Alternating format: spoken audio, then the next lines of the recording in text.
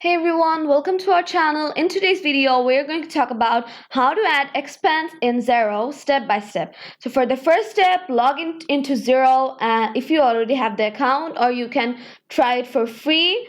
And it has 3 months free trial, and also you can get 90% off your plan when you buy by 31st July 2025. So you can sign up from here if you don't have an account.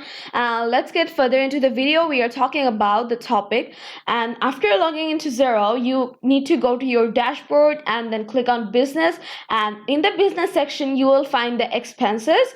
Then click on new expense to add a new one as we are wanting it, and then for the step 4, enter all the details like vendor, amount, and purpose you were wanting to for your small business, and then attach a receipt if you have one, and click save, and done. That's how you add expense in Xero. I hope this video was helpful. If you like this one, then don't forget to hit the like and subscribe before ringing the bell. Thank you so much for watching. See you in the next video.